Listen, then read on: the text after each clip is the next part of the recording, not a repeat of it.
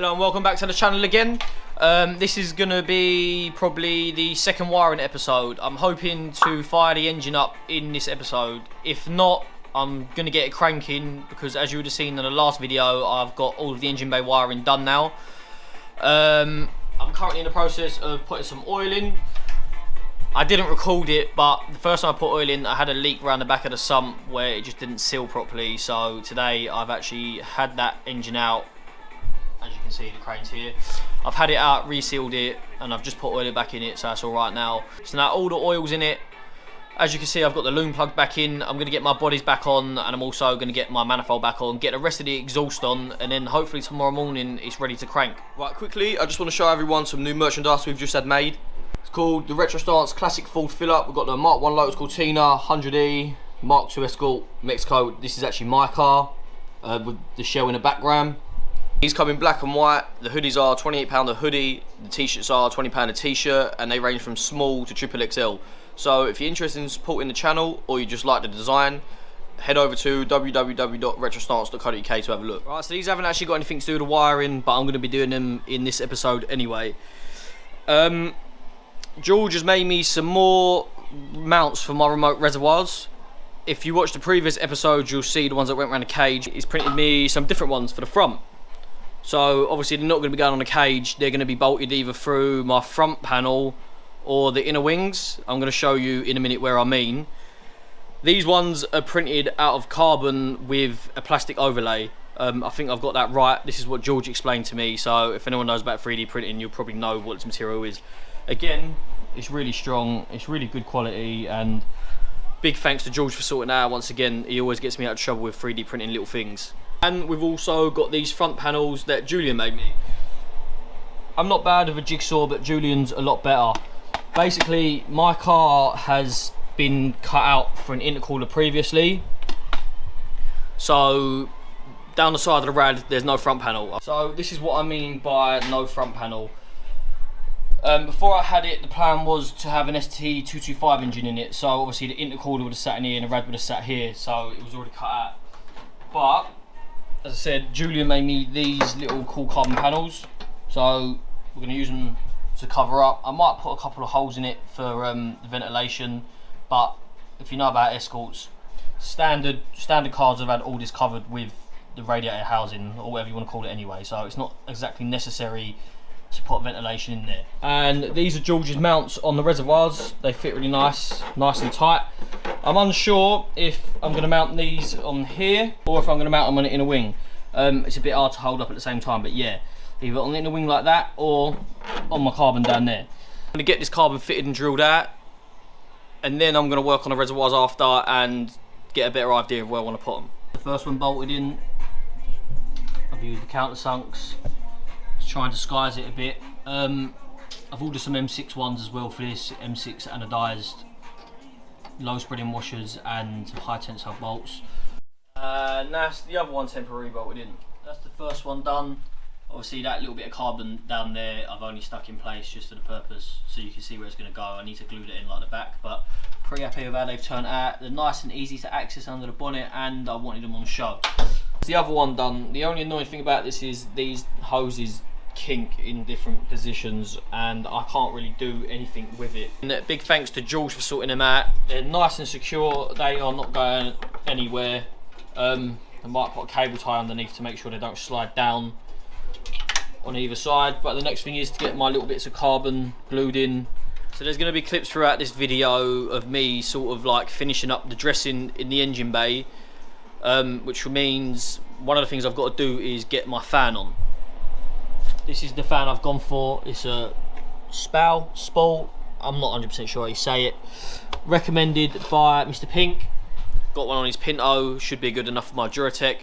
So I'm just going to quickly show you the fitting kit that the Spal fan comes with. It's got like this little metal rod, this little clip and this little rubber grommet. Basically what you do is you push the rod through the rad, put the grommet on the other side of the rod, then you put the little clip over the top. I'm pretty sure I can just trim these after, which I will do. It's obviously a lot nicer than cable ties or the generic little plastic springy things that always seem to pop off. So I'm going to get them all on. The rad's now back in with the little carbon panels that Julian made me. I'll show you them here. As you can see, they're sitting really nice. The reservoirs are in, which you would have seen in earlier clips. The engine bay is nearly done now. I've got to do my throttle cable. I'm waiting for an oil catch can that's in the post that you'll probably see in this episode. Apart from that, we're nearly there with the engine bay. So these are my hoses from Auto Silicon Hoses. I did originally want to get Samco's and I wanted to get them in gunmetal grey, but they was not available until January, and I am definitely not waiting that long.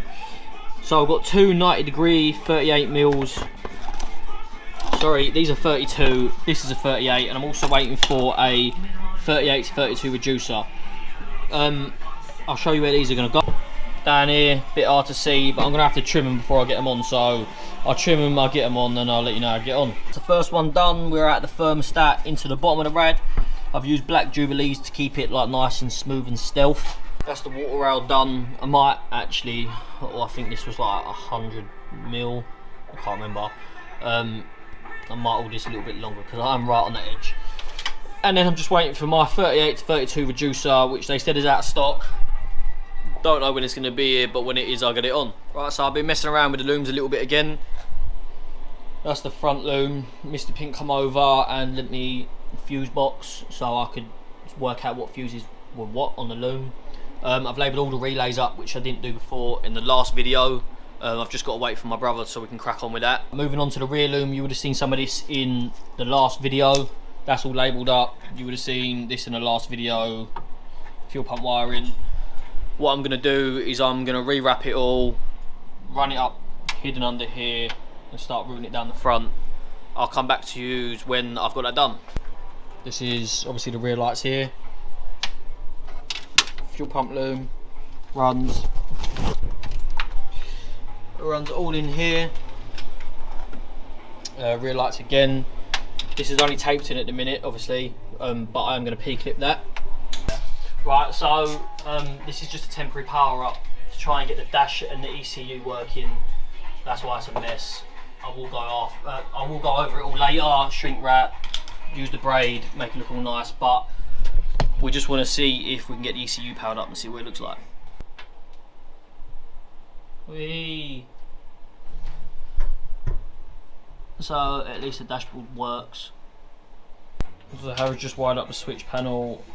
That's hazards, that's heater, this is going to be fan overlay, ignition, start, and it goes there, and this is the earth. So I've just done my engine earth strap, bit hard to see, down here, coming off the block and then goes under into the chassis rail. And also decided against running the fuel pump earth all the way to the front. We're now earthed here. Right, so we've temporarily wired everything up to get running. First of all, because it's not been run for ages, we're going to chuck it over with no plugs in it and get some oil pressure and then start it after that, hopefully.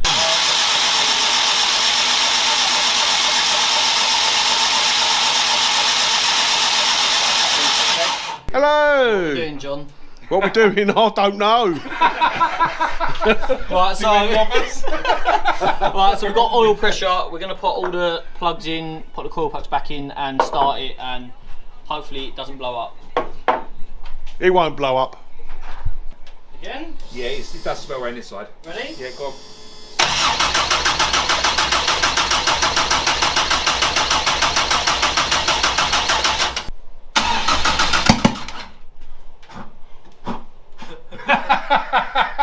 I'm going to look with no eyebrows at this rate, go on. Should I open that shutter? Yeah, I would fuck you. Dad. What? I'm going to blow up. What if it fucking sets the light, then what? Won't set a light. Alright, ready? Yeah, go on.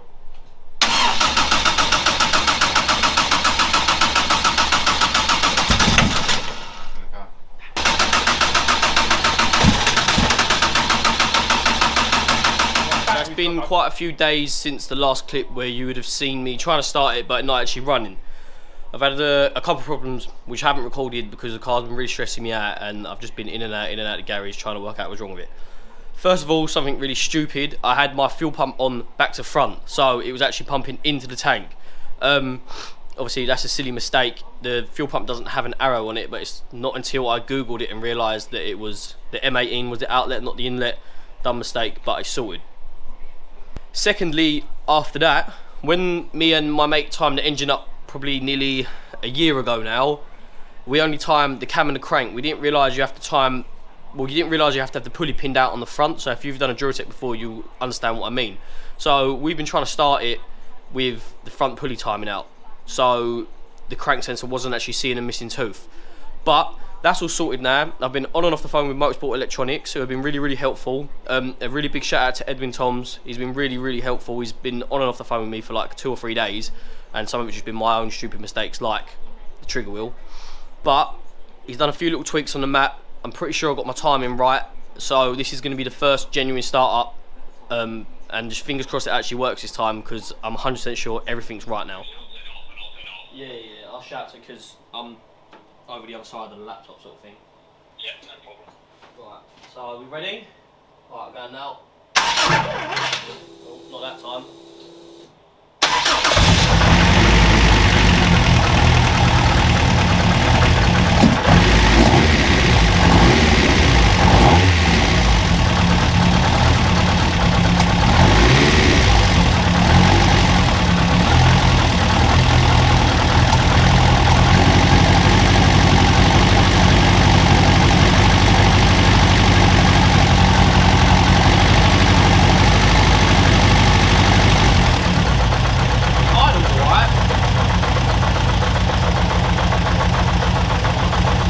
That's the end of the video. Thanks for watching as usual.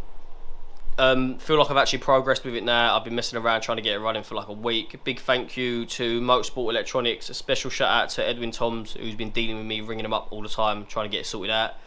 Thank you to Mr. Pink for the help, Julian as usual, Dan, Michael. A lot of people helped me try and get this one running. As always, if you like the video, don't forget to subscribe, like, check the website for the merchandise. I'll leave the link to the page, group and Instagram in the description.